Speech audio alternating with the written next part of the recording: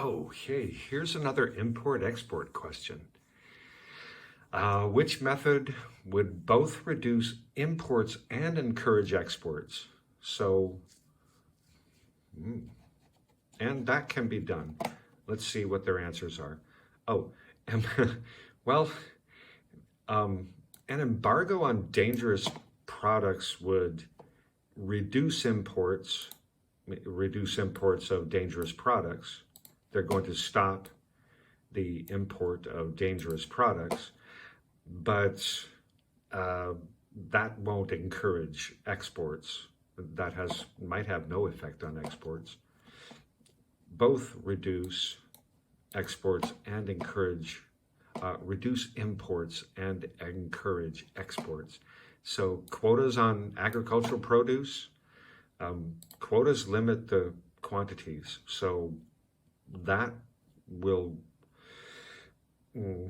let's see, quotas on agricultural produce, that might reduce imports, but that won't encourage exports. That won't increase your exports. C, subsidies on locally produced electronics. This will probably reduce imports and encourage exports. If a government subsidizes electronics, then it reduces their cost. So the price is lower on the world market, and they can export more at a lower price. And it will reduce imports because more people will buy the lower priced domestic products or the locally produced products. Low price, more local people will buy. C is the answer. Let's take a look at D. Tariffs, well, tariffs on iron and steel products. A tariff is a tax on imports. So that would increase the cost if they're importing iron and steel, which I presume they are. So that would not, that might reduce imports, but that might make exports more expensive. So the answer for 28 is C. I don't like this question. Okay, it's an exchange rate question, which are always fun. The currency exchange rate of the South African rand for the Botswana pula fell by 5.7% in 1 year, right? August 2014 to August 2015. So what is the immediate effect? I'm going to write some numbers so I could think about what happened. The exchange rate fell by 5.7%. So I don't know what the exchange rate is, and I don't need to know the exact exchange rate.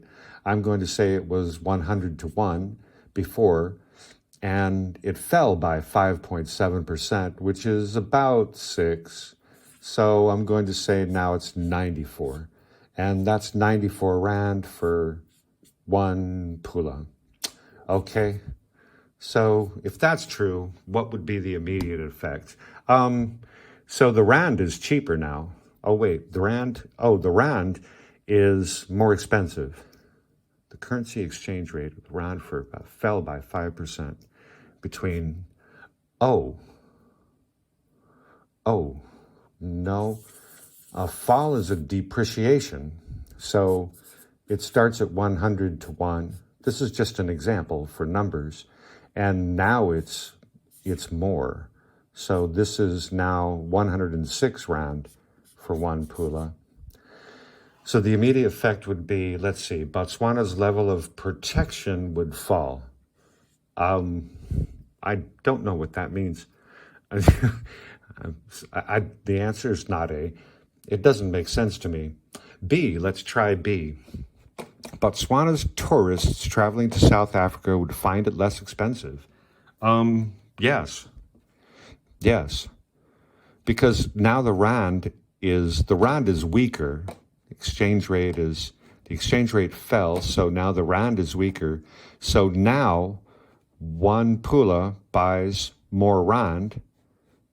So your vacation, if you're from Botswana, your vacation in South Africa now is a little bit cheaper. It costs a little bit less.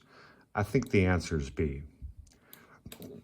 And C, South Africa's imports would be cheaper. No, because now South Africa's imports, at least from Botswana, will cost more.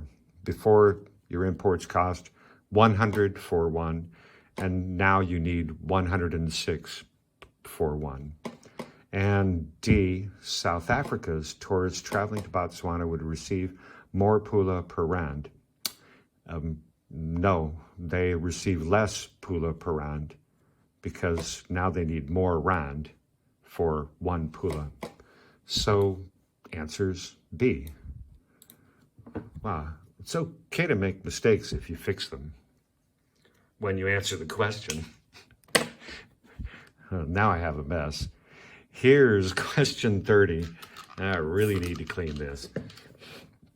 Question 30 is about China.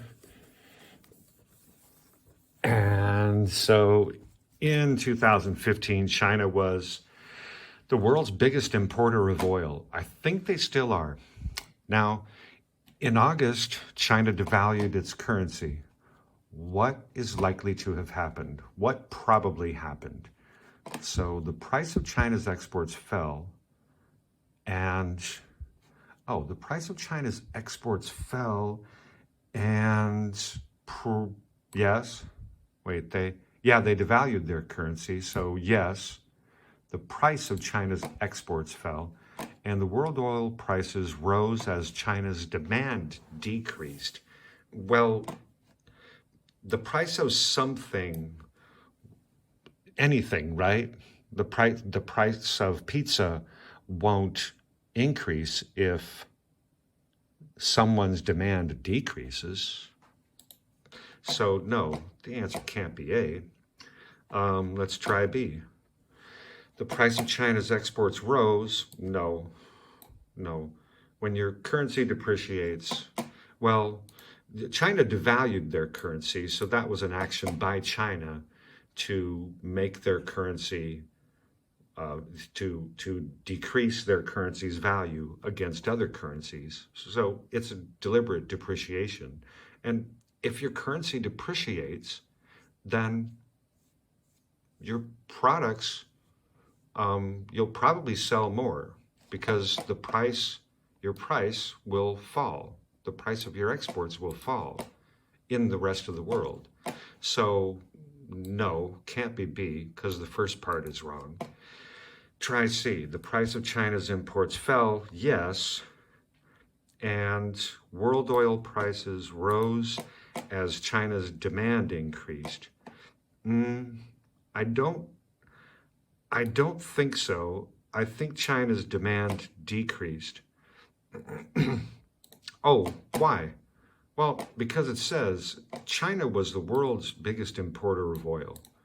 So China is importing oil.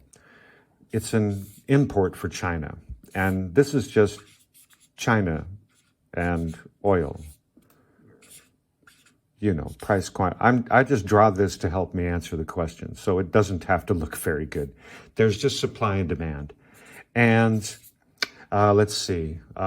When China devalues its currency, its imports will be more expensive.